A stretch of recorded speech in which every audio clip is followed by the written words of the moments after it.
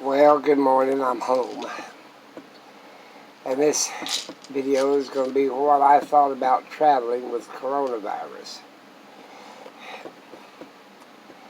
out there in different states. Some states didn't do nothing. They didn't wear a mask. They didn't social distance. I guess they think it's over with. Some states had restrictions.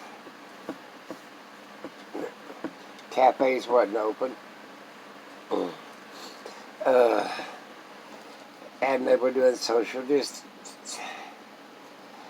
Now the states, I didn't travel all the states of the United States. I just traveled Oklahoma,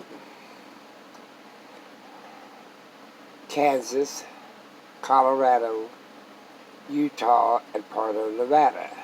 Coming back, we tipped into a little tip of Texas. But that's all we did. So basically we went through and tipped on, or went across of, the neck of, or whatever you want to call it, the panhandle of some of these states. I'm having more trouble getting my medicine up, and always been a butthead. Oi, hush. You can't get everybody to mind. And he did he was tired of traveling. Up in Nevada, as we crossed into Nevada, basically people stayed social distancing. They wasn't wearing masks, but they did step back from one another. And we went into Salt Lake City, the outskirts of it. I'm telling you, everything's just like normal. Ain't nobody bothering nothing. They don't care. Now, before everybody gets to saying, well, you could have caught the virus from going across so many states, I stayed in the cab of the truck. I observed from the cab of the truck. We used credit card slots where you just bought the stuff through your credit card, like the gas and stuff. I had pre-made sandwiches, where I'd make sandwiches. We had ice maker when I had camped, so I had my ice chest and stuff going. We avoided restaurants and anything else because I told him, but we had to get home. He had some business to take care of, and we had a little bit of car trouble. Basically, I decided to use Lysol a lot. The guy that picked up the truck, and he was really good. Chris said he stayed distancing from everybody. He was real good. I wasn't around anybody. And I intended not to be. But anyway, coming back, some states were real good. Let's say Colorado, oh my God, that's the worst state in the world.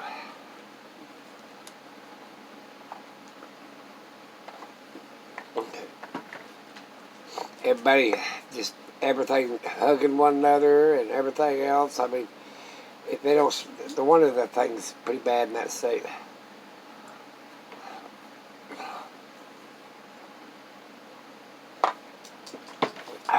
Let's see. We did stop in about every state I'd stop and let the dogs out in a roadside rest. Basically a great big open space where there wasn't nobody. Wasn't even a restroom, there wasn't nothing. That was where I let the dogs out to run and play. They was on a lead. But Rory has been hateful ever since he got back. You can hear him in the background. Rory, hush, we're not going anywhere today. He thinks that if he throws a big enough fit, we ain't going nowhere. But it was different. I'll tell you that.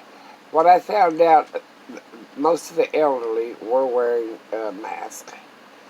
It was 40 on down was not wearing, probably 50 on down was not wearing a mask. And the little kids that they had, if they had kids, they'd let them run everywhere. bump into people and everything else. I sat in the car and watched them right up front. Of course, we stopped at truck stops, which would be at TNA, Pilot, and Love's.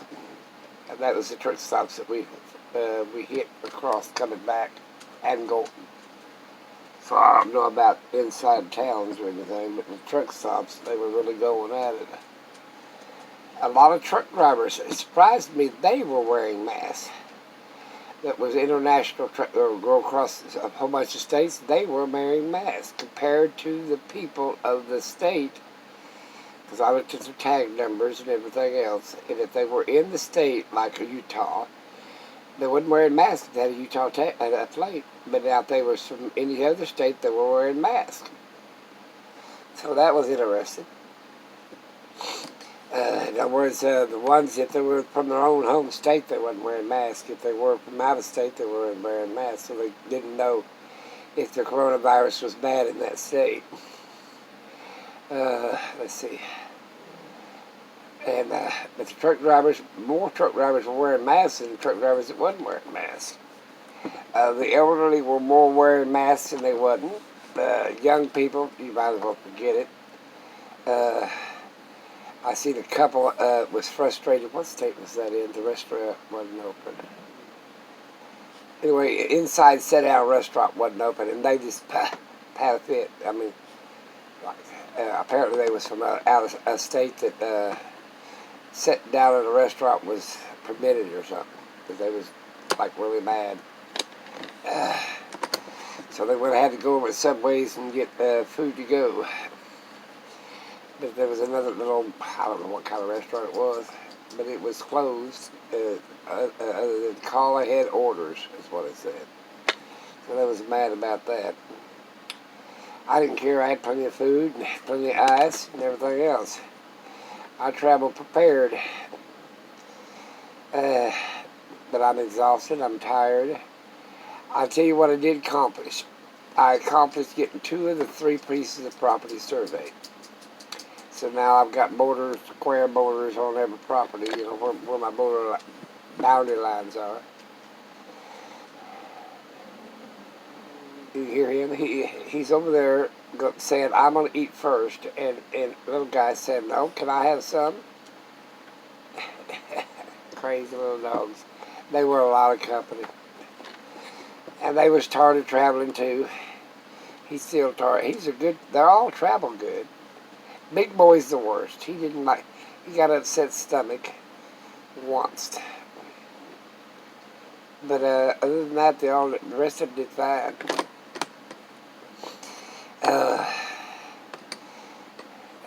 But I'll tell you what, if you drop a Frito, he's got it. Let me tell you, if you drop a potato chip, Big Boy, he's on it. And I think that's why he had it in his stomach. He's going around there and trying to eat people food. But no, we had a great time. I'm tired though. You don't realize how we practically drove straight through. Other than stop, get gas, let the dogs get out and exercise, and use the restroom, and try to get them to eat a little something. We were straight on through. That's why you travel with a son that's a truck driver. They believe they get behind the wheel, they don't never stop. Especially if they don't have to fill out a logbook. But all the property was beautiful. Now up there, the last one that I didn't get to survey, the altitude was too high and I couldn't get up there. And I told the people that was surveying, because I like to be there when they survey, I'll make an appointment with them next time to be up there. I just was too tired. If I had been so tired and rested up a few days, but the altitude was way up there, and I just didn't want to feel like going up there. We sort of drove about halfway up, and I'd run out of air, and I said, no, we ain't going the rest of the way up there. And it was cold, cool, up there on the mountain, cold, cool, whatever it was, snowing. We had a great time. Now down there in the desert, I call my city place. my house lots. That's what a house lot. Well, there goes the remote. But anyway, we had a great time. That's the only thing I can express enough of. We had such a good time. Let's see. I had plenty of food with us. I still got food. I could have stayed there 10 years. You know, I always take too much food. The dogs had plenty of food. I'm watching a little guy pick out certain little crumbs of food. I feed him that little bitty stuff. And he picks out the treats out of it, and that's all he wants to eat. Let's see. Other than the car trouble, which was a burnt fuse that they found, had to come out and haul it in, haul it back. I mean, he drove it back, but haul it in for a burnt fuse of all things. So they got the fuse fixed. Oh, we had a bad tar on the trailer. It didn't blow out, but it had some bumps on it. But we had a spare in case it did. It'll have to be changed before we go somewhere else, I'll tell you that. The old tar didn't look like it was too good a tar. They were brand new. I don't know why it got bumps on it, but it did. Let's see. Other than that, we didn't really have no trouble. Chris was frustrated because they had to come and haul his car off for a fuse. I said, they just want to charge you, that's all it is. Well, the insurance paid it. I said, well, that's okay. They want to charge the insurance then. That was about it. I've got to get my ambulance hauled off and hauled in somewhere to get it fixed by a mechanic. Not no shade tree mechanic because they take too long. I want it fixed so I can go. Because I plan on going back next month. But apparently people didn't like, I didn't get very many views of my property up there or the countryside or where I was going. I didn't get very many views at all. I don't give a shit though. I don't know, I do my videos. I'll tell you why I do my videos. To keep a record for when I pass away, the kids will say, oh, this is when he went there, or he went there, or they did this together, or whatever, you know what I'm saying. More of a record keeper than video, since I don't monetize or nothing. I'm just so, you won't believe how tired I am. After we got home, I think everybody just fell apart. We had to unload the food out of the toy hauler. The perishable food, the canned goods are still out there, and the dry products. We just basically unloaded our food. It was like bread and ice chests and stuff like that, so I could get it back in the refrigerator. And other than that, that's about it. Oh, and I had them unload my ice maker. Because I have to have ice. Even though if I'm camping, I'll have ice. Oh, the two pieces of properties that I did survey, good note, we had all the bars on my cell phone on both properties. And my son's cell phone worked too. I don't know about the mountain area, because we didn't really check all the way up there, so I can't tell if it had if it had cell service or not. But the other two had cell service, and that was a bonus, especially when we called for a record. And the wrecker, we seen him coming from 100 miles away. He drove on the 2-lane road, and he came up to the water towers, then turned and came down to where we was at. If I wanted to run to hide, I had over an hour, 45 minutes at least, to go hide.